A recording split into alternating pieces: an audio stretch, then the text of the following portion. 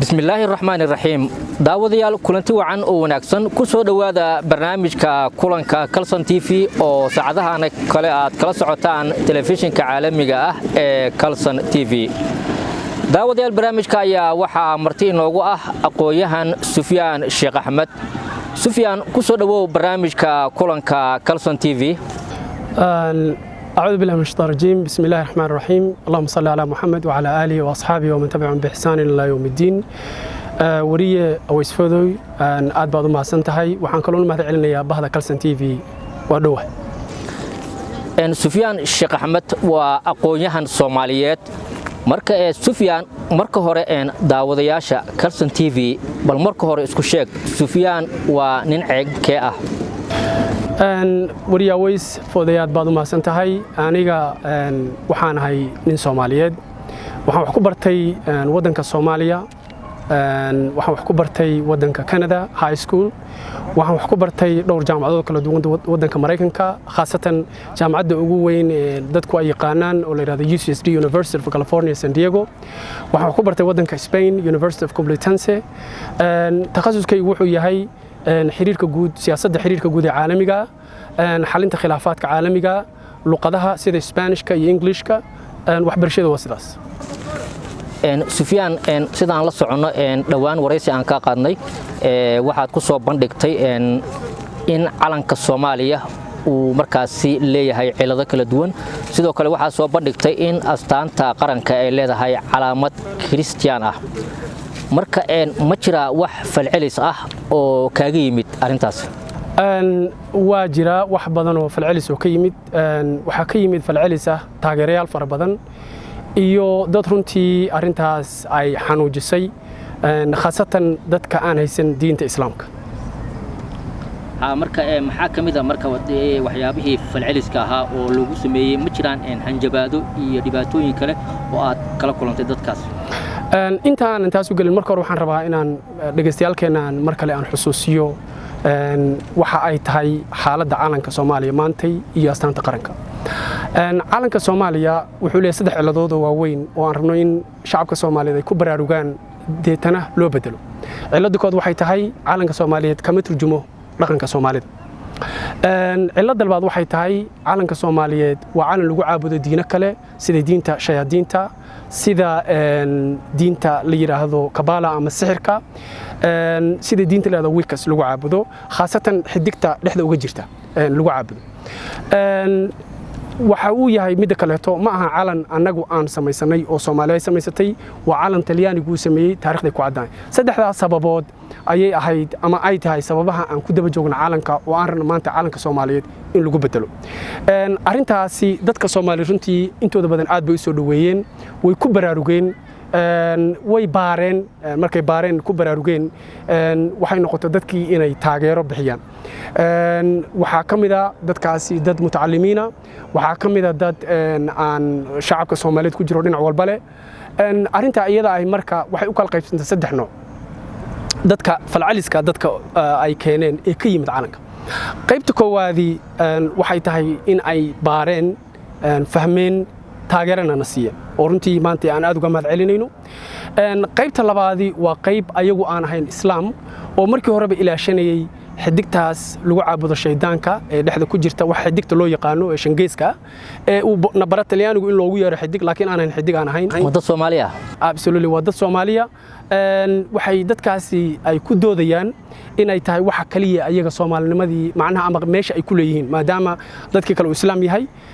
in aan laga taaban calaamadda Kirishtaanka ee ku jirta astaanta qaranka iyo xidigtaas lagu caabudo diimaha kaleeto si aysan Soomaaliya u noqonin wadan calaamadooda wax walba ay yihiin islaam qaybta saddexaad falceliska aan kala kulanay wuxuu yahay in shacabka Soomaaliyeed intooda badan runtii waqtigan xaadirka ay mashquul ku yihiin baaritaankii inay baaraan in ay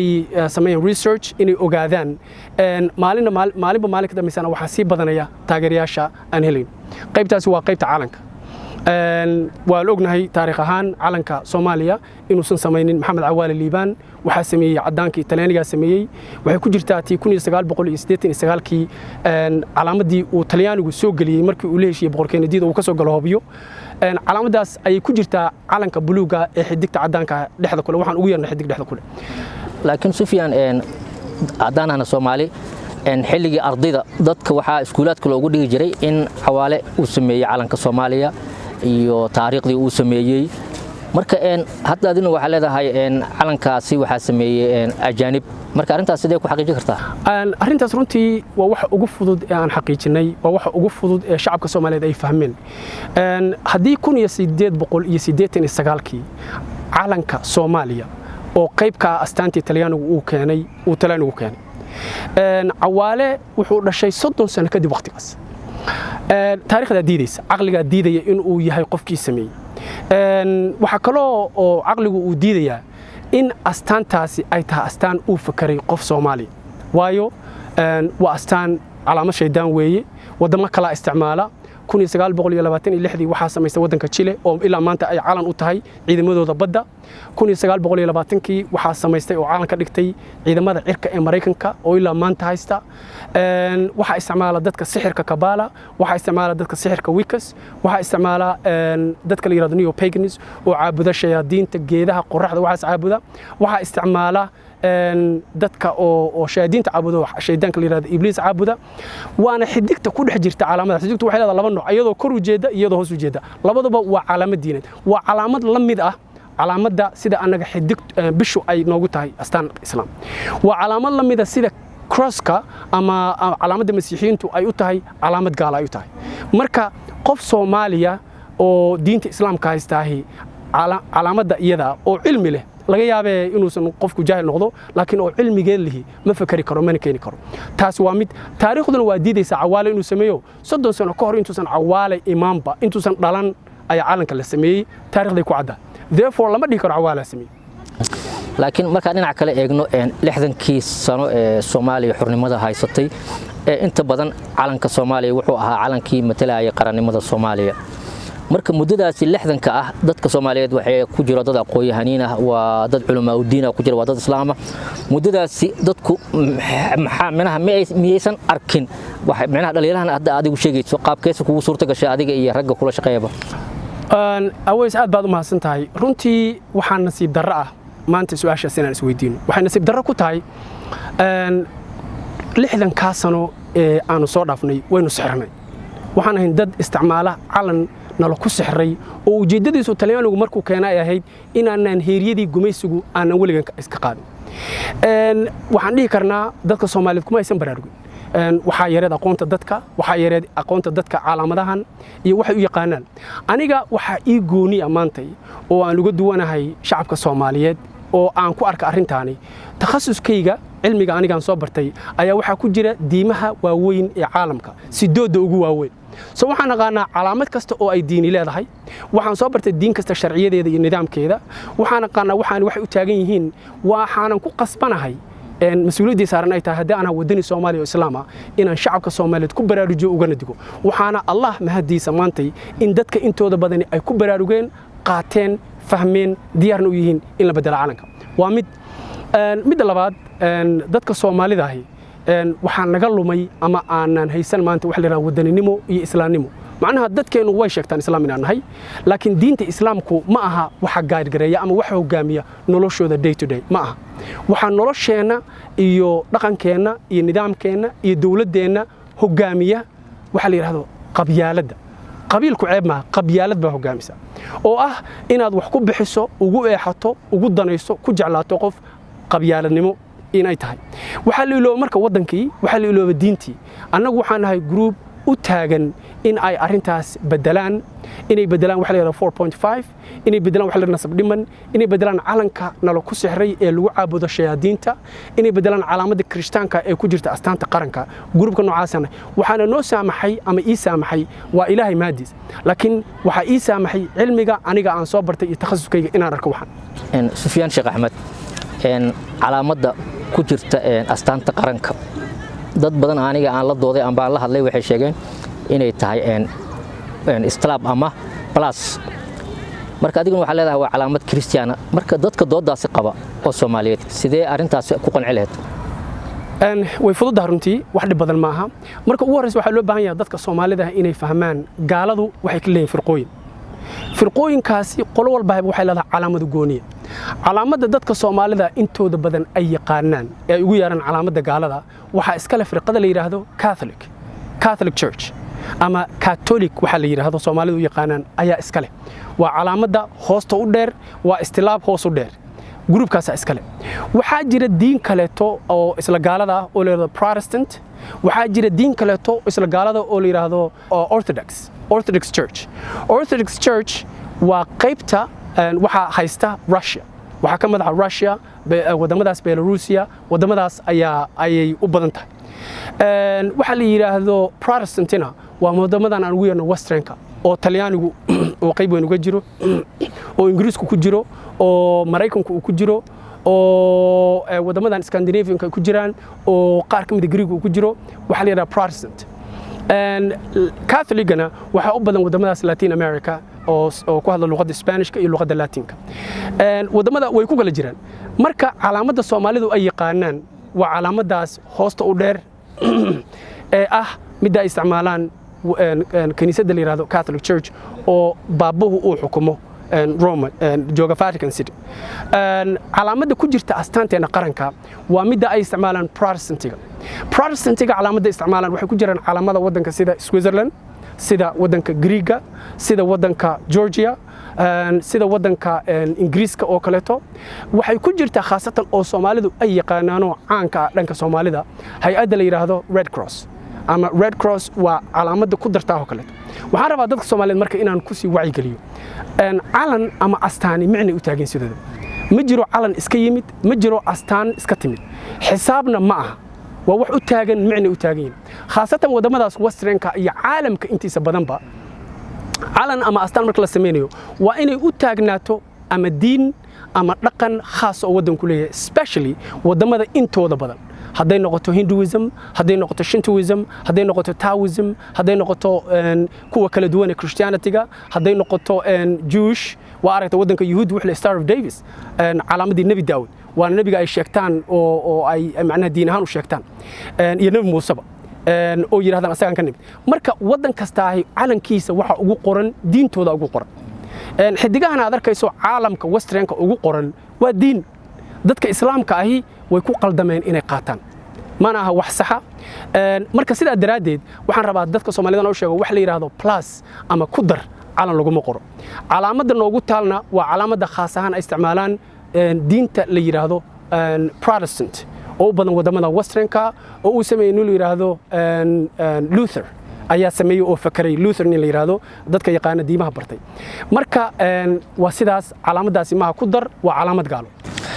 Sufyaan Sheekh Axmed dadka qaarkii waxay qabaan markii aad hadda soo bandhigayso calankan cusub aad diyaariseen iyo astaanta qaranka calankii hore iyo astaantii qaranka ee horena aad dhaliilka jeedinaysaan dad badan waxay qabaan waxay leeyihiin Sufyaan arintaani miyuu mashruuc ku soo qaato oo wadamada carabta mashruuc uga soo qaata marka arintaas maxaad ka oran lahayd aad u mahadsantahay runtii waa waxa ugu badan ee la kulmo oo macnaha falcelinta waana wax caado ka ah wadanka Soomaaliya maanta qof walba raba inuu wax sameeyo waxa ugu horeeyo dadka ka soo baxa because dadkeen is aaminaynin ma jiro wadanninimadii waa dhamaatay wadankii waa wada iib nin walba marka wax ugu horeeyo ka soo baxay waxa waaye adiguna ma iibkeed ku jirtaa way waa wada mashaariic wadankii waana dhaqan macnaha jiro oo dadka laga dhaadhiciyay ama run ahaada ama been ahaada laakiin waxay ku sheegaysaa taasi wadanninimadii inay dhamaatay in macnaha aysan dadkii diinta wadanka kulsan qof walba wuxuu ku leeyahay hadaad maanta wadanka wax ugu fiican u keentid wuxuu ku leeyahay mashruuca ku soo qaad waxa tusaale ah taas inaan iraahdo ama aan keeno fikirkan ama aan dadkii tusiyo cilmiga aan bartay anoo isticmaalaya war calaamadani waa calaamad gaalo anagu islaamana aan iska dhaafno lacagta aan ku soo qaadan karaa maxay tahay war inaan iraahdo xidigtan aad waxaad xidiga u taqaano xidig lama yiraahdo xidigtu waa mid cirka ku taala sawirkeedana ma hayna anagu talyaanigii iyo gumeystihii kaleeta ku baray waxaan xidig la yiraahdo diin bayna ka wateen waa calan sixir waa lagu sixray iska qaad haddaan iri oo qofku ku yiraahdo mashruuca lacag meeqad ku soo qaadatay hadda waxaad fahmi kartaa wadanimadii inay aad u yar tahay waxaad fahmi kartaa is-aaminaadii inay aad u yar tahay waxaad fahmi kartaa dhibkan haysta waana meesha macnaha dhibaatada calankani wuxuu qayb ka yahay aanaysan maantay dhibaatada ku habsatay Soomaaliya iyo qalalaasaha maanta aan ku jirno waa calan ay isticmaalaan dad sixirku wax jira way ma wax beena way isticmaalaan dawladaha westernku calankani sababtii talyaanigu uu intuu cawaalo ugu dhiibay lacag ugu bixiyay ee uu yiri axsaabtii siyaasadda markaas jiray uu ugu dhiibay lacagta ugu bixiyay waxay ahayd inaan sixranaano nolosheena inta kaarta inta calankaas la dul taagay Sufyaan laakiin calanka Soomaaliya waxaan ula sheegay anaga inuu minaha xidigta dhaxda ugu taalay inay minaha matalayso shanta Soomaali ama Soomaali weyn inay matalayso sidoo kale calaamada buluuga ah inuu yahay cirka kale cirka Soomaaliya uu yahay cir buluuga marka arimahaasi ka waran horta mid ugu horeysa aan ka jawaabo buluuga cirka anagu kaliyan mali badana kaliyan mali mana aha jawaab runtii macquul ah qof weyn uu la soo istaago cir iyo badan leenahay adduunka dhan cir wad badan ما هو واحد صومالي يونيك وأما صومالي كل جذا إلى ما هو ورنتي وفكر ضعيفة أو قلدا مركو فكر كالصحة هي مركي اللي سميني علن كان وحوها إن لوجم هذا علنيو يوناني نيشن كأما قرمدة مدوبي ما دام قرمدة مدوبي أي نعاوني المركز إن لوجم هذا عليو فكر كيهوري كون يسقال بقول يستدين السدح ذي مركي أريتها قراراتي أي عوالة وحكوب بدلي إن أوجر هذا يرجع مش جوجي إن يسمين إن دبلوشر علنكي markale in dib loo sharxo fikradaas fikir qaldan waxa soo hartay xidigta waxaan ugu yeerno oo shanta gees leh xidigta waxaan ugu yeernay ee shanta gees leh intaan Soomaaliya jirinay jireen taariikhan waxay ka soo bilaabataa waqtiga Nabi Muuse iyo saxaradii isdagaalamay calaamaday u tahay haddii marka ay tahay wax shanta gees u taagan waxay ahayd wax la sameeyay waqtigii Soomaalida marka Soomaali ka hor jirtay uma taagna shanta gees Soomaaliya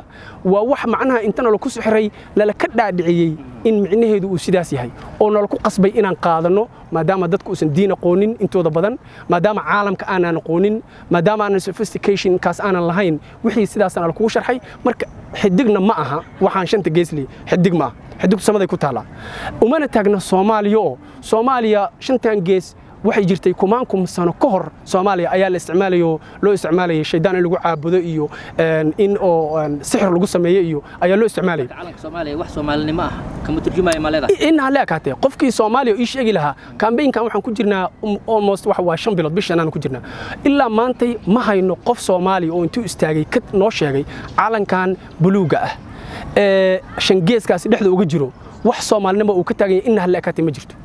waxa uu ka taagan yahay sixir waxa uu ka taagan yahay diin kaleeto caalamka oo dhan loo yaqaana annagana waxaan leenahay ma aha waxaan samaysanana ma aha waa inaan iska bedelo astaanta qaranka ee Soomaaliya ayaa sameeyay iyadoo maxay ka turjumaysaa astaanta qaranka ee Soomaaliya ee aan maanta haysano qofkii sameeyay taariikhda ugu badan ee soo saarnay waxa weeyaan nin la yiraahdo Guse Barik oo asna wali aan la hubin 100% inuu sameeyay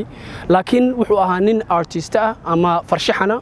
oo waqtigii gumaystaha u shaqeynayay dawladdii gumaystaha ee Talyaaniga waxaana muhiim ah runtii inaan sheegno qof Soomaaliya maanta oo sheegtay ma jiro qof Soomaaliya oo leh ama hore u sheegtay ama maanta sheeganay inuu sameeyo ma jiro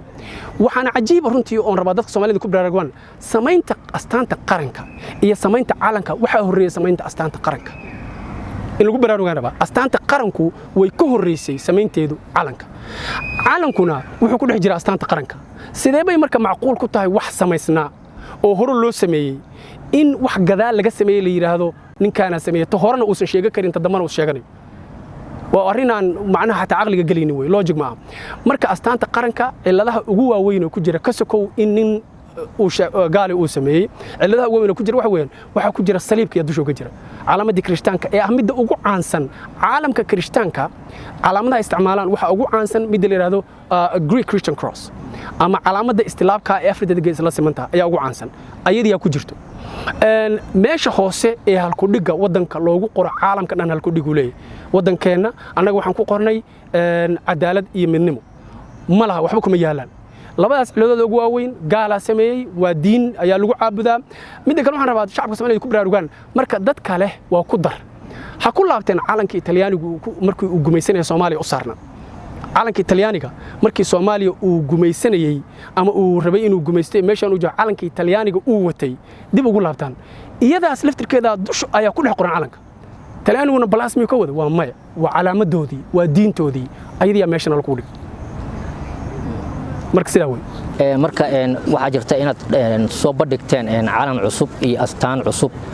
oo aad ugu tala gasheen minaha in lagu bedelo calanka qaranka iyo astaanta qaranka Soomaaliya hadii arintaasi la aqbalo marka faahfaahin ka siiba daawadayaasha calanka marka hore calanka aad soo bandhigteen iyo qaabka iyo waxyaabaha uu ka turjumayo wariyaa waysaada u mahadsantahay waxaan rabaa su'aal aan ka booday oo hore ii weydiiso ahayd falcelinta ka timid iyo dhibaatada macnaha saakay waxaan markaan soo toosay waxaa ku jiray messageski la ii soo diray ama dhambaaladii la ii soo diray fariimii la ii soo diray waxaa ku jiray fariimo ah in ay macnaha cabsiisa in la rabo in la dilo aniga in hanjabaad la yiraahdo oo lee waa lagu dilaya subax kastana waxaa ii soo dhacda hal ama labo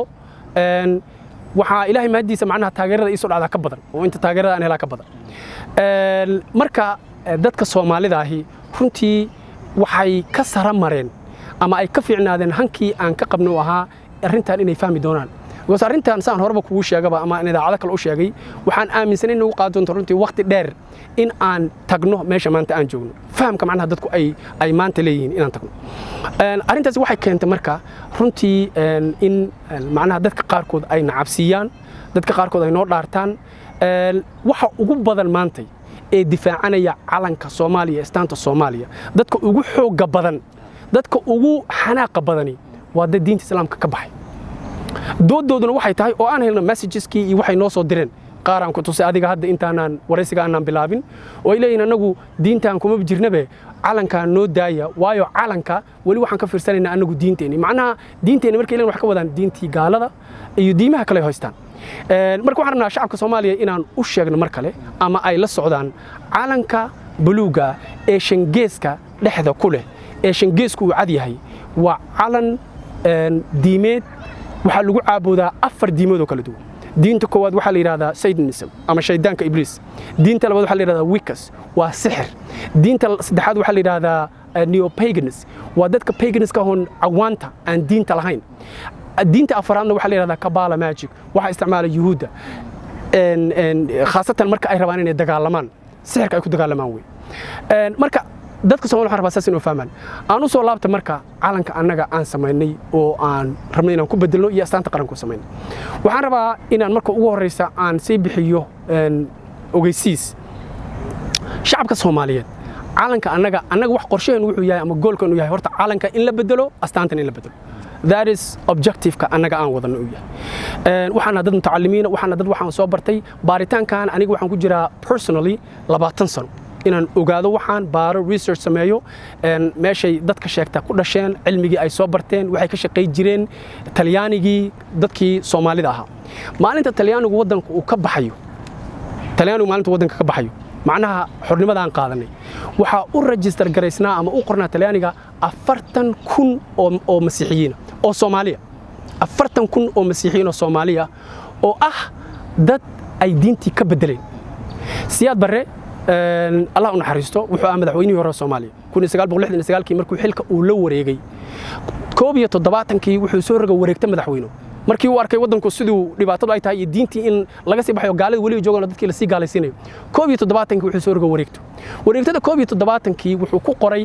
in waxa la yiraahdo catechism ama la yiraahdo missionary oo lagu gaalayo dadka oo ah cilmigii uu soo bartay ninka la yiraahdo Cawaale uu soo bartay in ay mamnuuc tahay in lagu baro ama Talyaanigu ku baro meel aan ahayn kaniisadda wuxuu xiray maalintaas taqriiban in u dhow 800 iskuul oo dadka lagu gaalaysiinay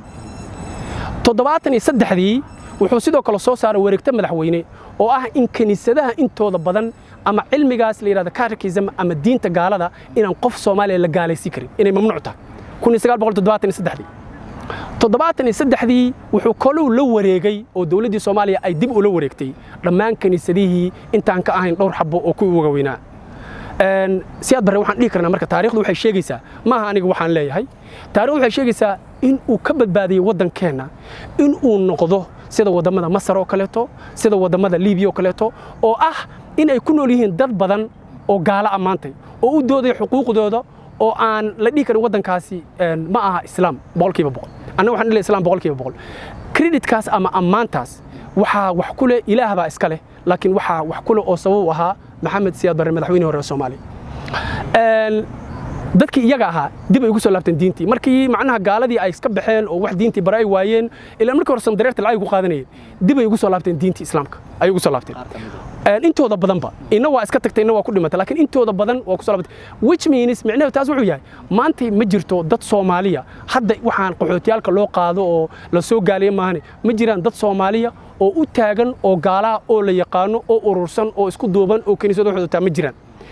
sababtaasna waa mahad Allah laakiin mahadda waxa iska lahaa Maxamed Siyaad Barre waxaan rabaa marka calankan annaga aan samaynayno goolkan wuxuu yahay in la bedelo calanka ma aha kan annaga samaynayno la qaato kan annaga samaynayno waa fikir qofka markuu macquul yahay mutacallim aad tahay waxa la rabaa haddii aad keentid problem ama dhibaato haddaad keentid xalkan inaad la timaad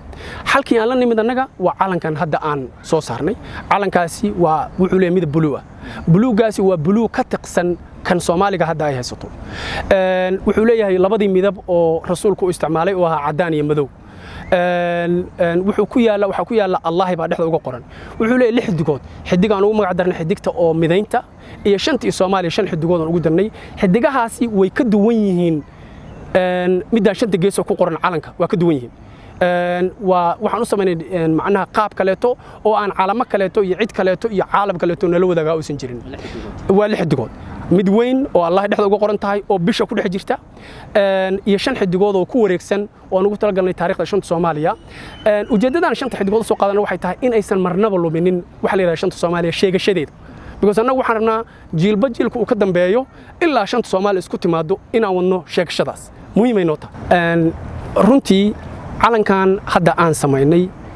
wuxuu leeyahay 6 xidigood xidig weyn iyo 5 yar yar xidigahaasi ma aha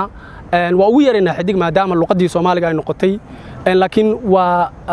shaxan ama farshaxan ka duwan midaan shanta gees leh waana farshaxan markaan raadinay aan cid kale nala wadaagin wax kale ama dad kaleeto oo qaarumo kaleeto ama wadan kaleeto oo haystaay ma jiro waa noocaas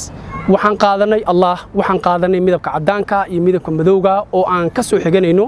calamadii rasuulka sallallahu alayhi wasallam waxaan qaadanay midabkii buluuga tiqda ahaa oo ahaa midab Soomaalidu ay caan iskaga noqotay marka maadaama buluuga kaliya uusan wax dhib ah lahayn kalarkaas buluuga uusan diin la xiriirin sidii aan u haysan marka waa calan isku jira saddexdaas midab blue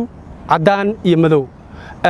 waxa ku qoran Allah dhexda uga qoran oo Allahda qaabka aan u qorno waxay tahay Allah dhinacii aad rabtid markasta hadaad ka martid markasta waxaad u jeedaa Allah macna Allah sida caadiga ay u qoran tahay hadaan u qorno waxay noqonaysaa calanka markaad gadaal ka marto inay Allah dhinacaas u jeedo si marka taasi aysan u dhicinin oo meel kasto macnaha ka fiirisa calanka Soomaaliya ay kugu muuqato Allah waxaan u qornay design-kaas oo ah design ka duwan waxaan ogtiin dadka Soomaalida ahi luqadda Carabiga waa luqadda ugu fiican marka la qoraayo oo qaabka rabta u qori kartid inaad fahamtida ku xiran tahay sidaas waa sidaas waxaan ugu talagalnay ama annaga ay nooga dhigan yihiin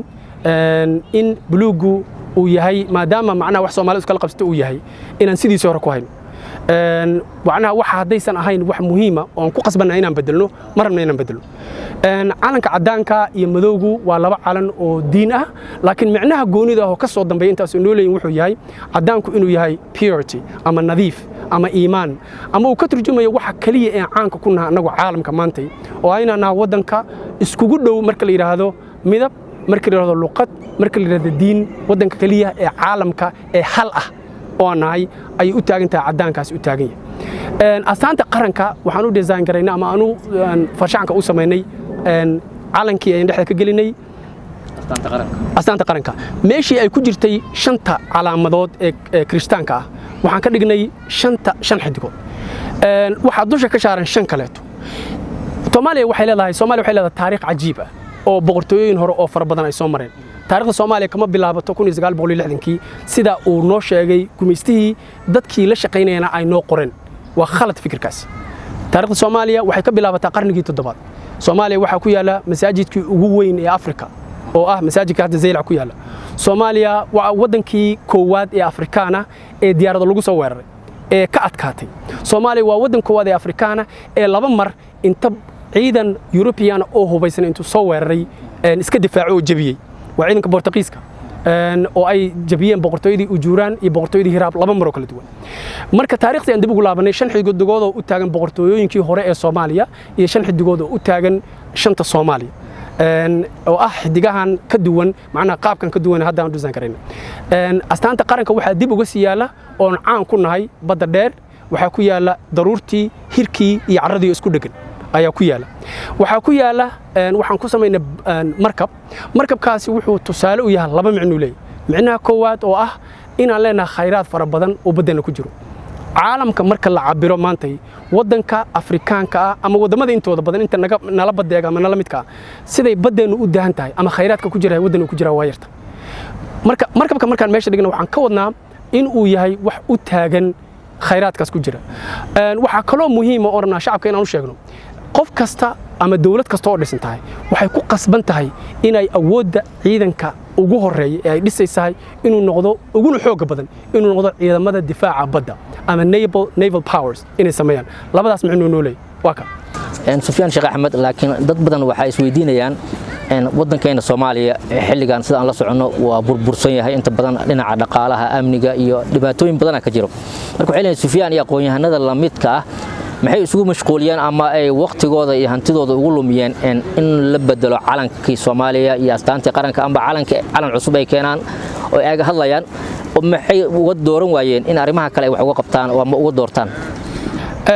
waa runtii waa arintaasi waxa qaba inta badan dadka aqoon-yahanada Soomaaliya aqoon-yahamiinta waxaan la soo xiriiray dad badan oo PhD holders doctors master's degree bachelors ay la soo xiriireen waxay qabaan fikirka ah intooda badani in waqtigan inay sax tahay waxa aan wadno fikirkan aan wadno inuu sax yahay waan ugu raacsan yihiin laakiin waxay leeyihiin war waqtigan ma aha waqtigii arintaas la qaban lahaa wadankii ayaa burbursan aan ishabayno marka hore markaan istaagno aan bedelno calanka annagu waxaan qabnaa fikirkaas fikir ka duwan waxaan qabnaa problemka ugu horeeya dhibaatada ugu horeysa ee maanta shacabkeena haysata inaan nahay shacab sixran oo ku sixran calankan qofka bini'aadamkan markuu jiran yahay wuxuu baahan inuu isdaaweeyo sidee wadankeenu u dhismayaa haddii aan annaga dhan ay naagto wax la yiraahdo qabyaalad ma dhismi karo wadankeena si kasto iskugu daydid ma dhisi kartid ama kama shaqaysiin kartid qof jiran wadankeenu waa jiran yahay wuxuu ku jiran yahay qabyaalad wuxuu ku jiran yahay inuu yahay wadan caabudo diimo kaleeto oo waxa afka aan ka sheeganayno iyo iimaankeena Soomaali Islaam waay iimaankeena waxa ku jira iyo ficilkeenu ay kala duwan yihiin haddaad u sujuudo annagu calanka waa u istaagna shacabka Soomaaliya rabaa inaan fahamsiiyo calanka aniga maanta marka calankayga Soomaaliya saan u xushmeeyo waa u istaagaa madaxweynaheena waa aragtay xabadku gacanta saartaa heesaa loo qaadaa waa ammaana inaan ammaano calan nolo ku sixray ama diina kale uu leeyahay waa ciqaab Allah subhanahu wa ta'ala oo ku habsata shacabka marka waxaan leeyahay dadka fikirkaas qaba ee aqoon-yahanada u badan aqoon-yahamiinta u badan waxaan leenahay walaalayaal fikirka noocaas waa qaldan yahay haddii qof aad rabto inuu shaqeeyo macnaha wadanku ka soo qaadin yahay qof bini'aadan oo la rabo inuu shaqeeyo oo la rabo inuu isnadiifiyo oo la rabo inuu wax barto ila wadanku waa baadi isku jira waa qof bini'aadan waxa loo baahan yahay qofkaas marka horeeto inuu daaweysan yahay ama uusan sixranayn ama uu haysto nidaam haddiiba aan nahay dad ku mashquulsan oo calaamadaheennii ilan calaamadda annaga Soomaaliya noo taagani waa inay noqoto calaamad annaga naga turjunta wadanka sana calankiisu waa calaamadiisa diinta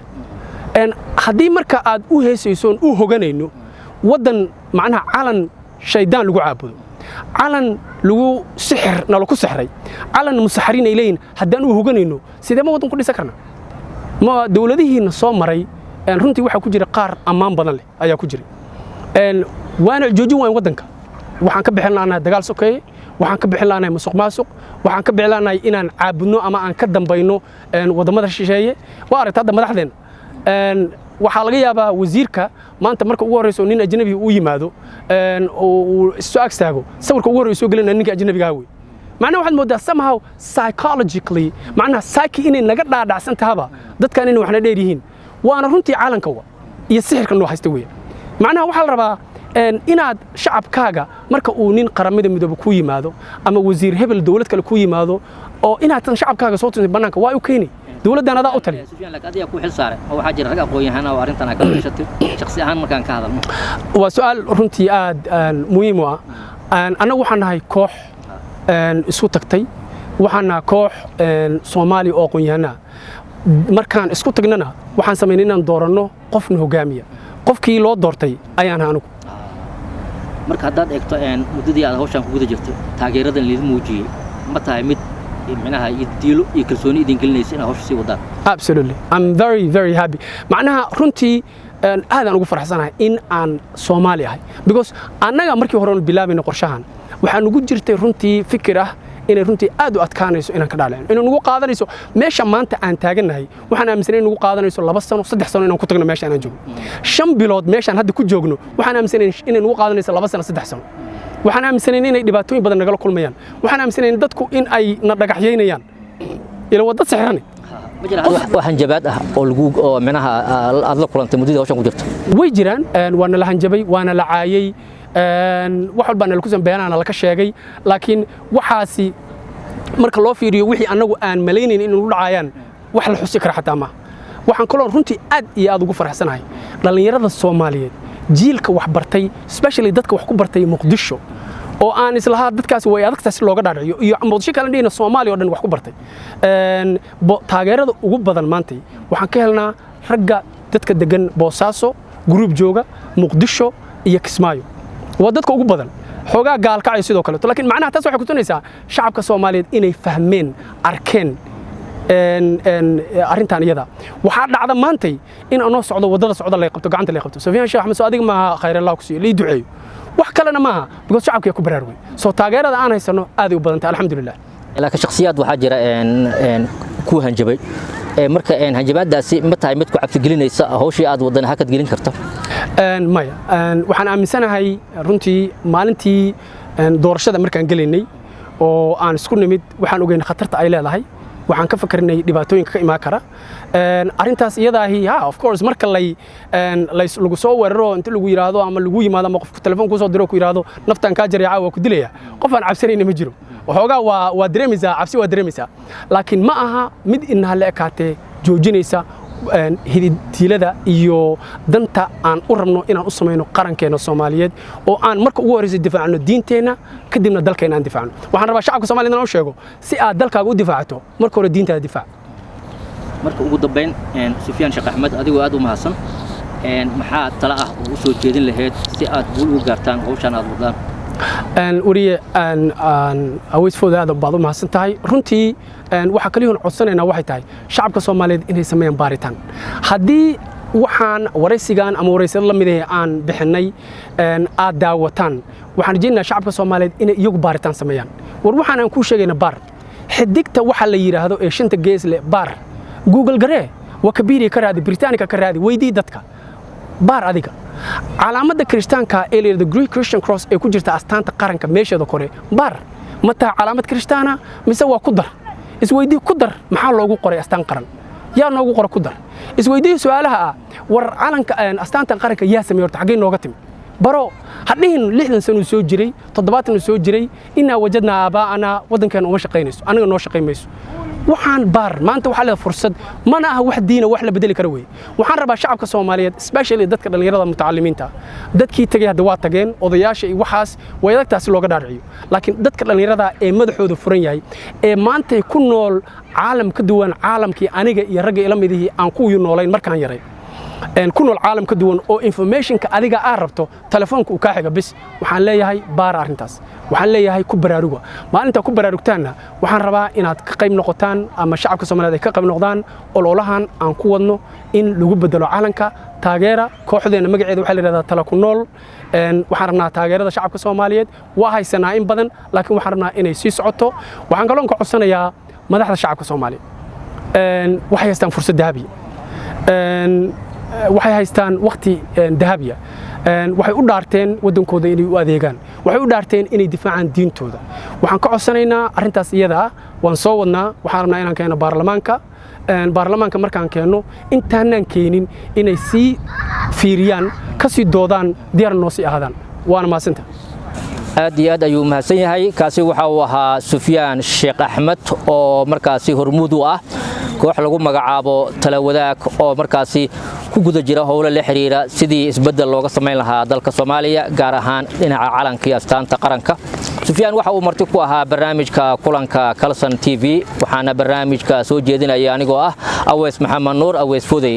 dhanka farsamada iyo qaabeynta waxa barnaamijka gacan ka geystay Baashi Umar Ismaaciil iyo Cabdi Gaas tan intaan dib u dambe u kulmi doono waa bahda Kalson TV studio